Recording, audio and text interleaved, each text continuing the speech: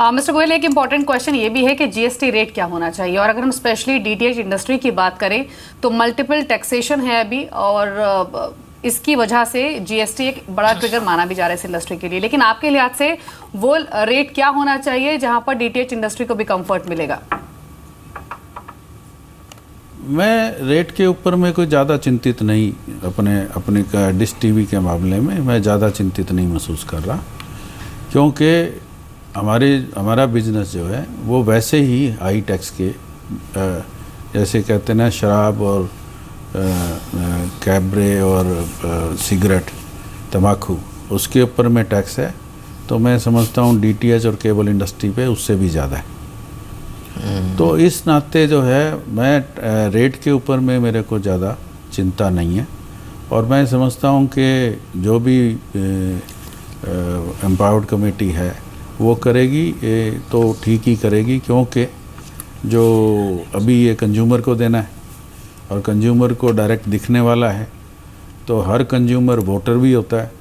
तो इस हिसाब से मैं समझता हूँ कि ये कंजम्पशन बेस्ड टैक्स होगा। तो सरकारें जो है रीजनेबलनेस को, अपने रेवेन्यू का ध्यान रखते हुए और लोगों की अफोर्डेबिलिटी को देखते हुए टैक्स लगाएगी। जो overall direct to home segment है उसमें भी इनफैक्ट डबल टैक्सेशन का मुद्दा बहुत पहले से रहा है, आपने इस पर कई बार आवाज़ भी उठाई है। अब क्या मांग है जीएसटी का ढांचा जो है प्रपोज्ड वो सामने आने के बाद?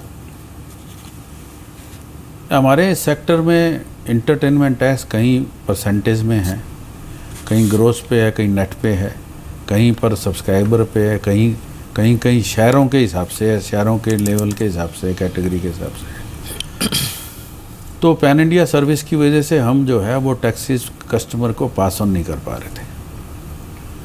इंटरटेनमेंट टैक्स है वो बढ़ता चला गया, इसी साल में कम लगभग 12.5 से जो है 15.5 हो गया।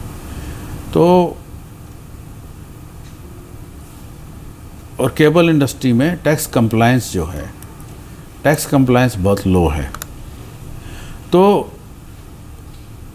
पार्लियामेंट में भी, डिबेट में भी, मीडिया में भी मैंने देखा कि लोग ये मान रहे हैं और सरकार भी ये मान रही है कि जो पूरा टैक्स देते हैं वो पिस रहे हैं, और जो बचा पा रहे हैं वो अपना वो है। तो जो भी बचा पा रहा है वो दूसरों की कॉस्ट पे बचा पा रहा है।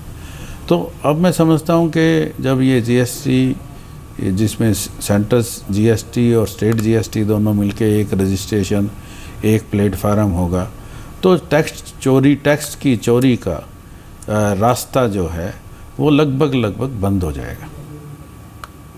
साथ ही मिस्टर गोयल, अब जीएसटी लागू होने के बाद डीटीएच इंडस्ट्री पर क्या असर पड़ेगा? खासतौर से कारोबार करने के लिहाज से कितनी आसानी होगी अगर जीएसटी लागू हो जाता है? मैं समझता हूँ कि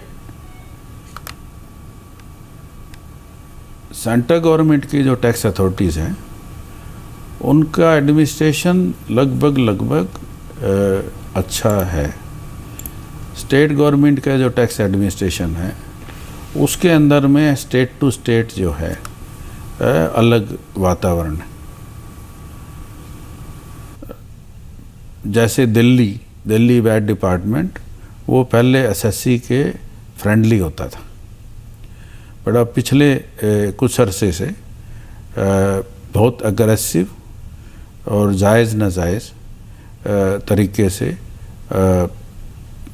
बिजनेस कम्युनिटी को, इंडस्ट्री को काफ़ी हरैसमेंट है, स्टॉकिस्ट को, सबको है।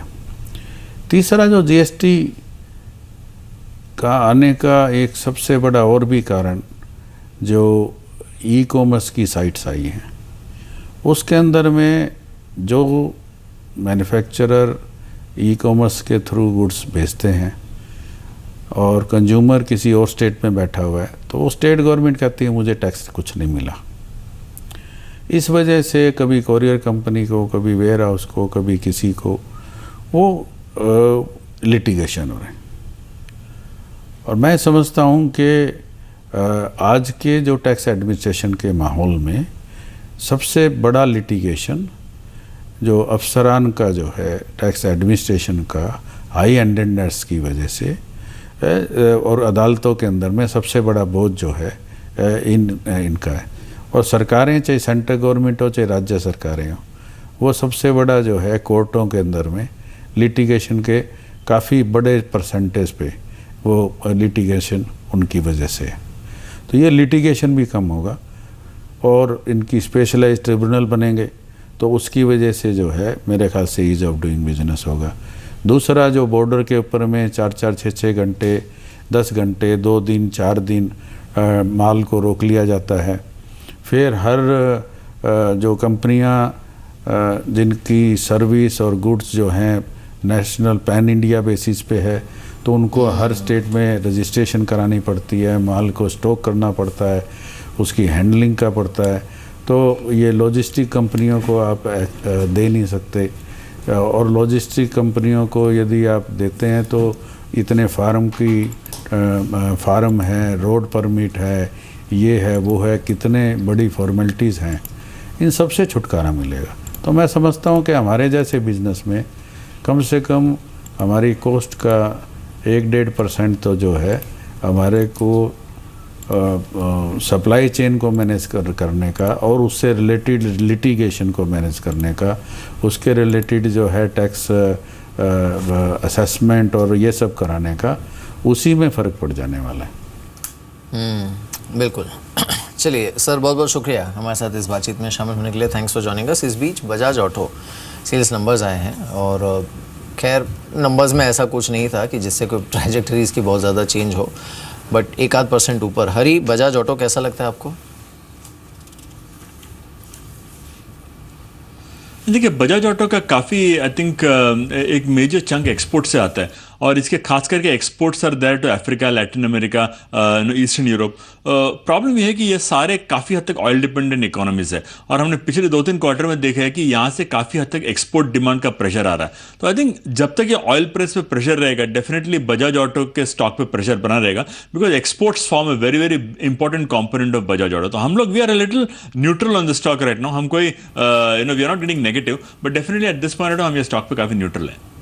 जी, बजाज ऑटो हालांकि अभी करीब करीब 0.5% ऊपर ट्रेड कर रहा है 2573 के लेवल पर। लेकिन श्री, आपसे भी आखिरी क्वेश्चन होगा, ऑटो स्पेस में ही, खासतौर से 2 व्हीलर ऑटो स्पेस में अभी आपके कोई इन्वेस्टमेंट चॉइसेस हैं या फिर कोई और स्ट्रैटेजी है? I think it's more of a wait and watch strategy. हमारा व्यू है the guidance most of the 2-wheeler companies दिया है उसका that is pretty aggressive. That's what we feel. The growth in the entire sector could be in single digits, higher single digits this year.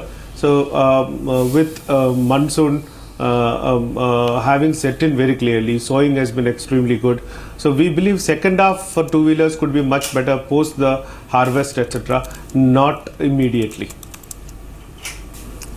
चलिए हरी, शुक्रिया हमारे साथ इस बातचीत में शामिल होने के लिए। श्री, आपका भी शुक्रिया हमारे साथ इस बातचीत में शामिल होने के लिए। इसी के साथ फर्स्ट ट्रेड को ही ख़त्म करते हैं।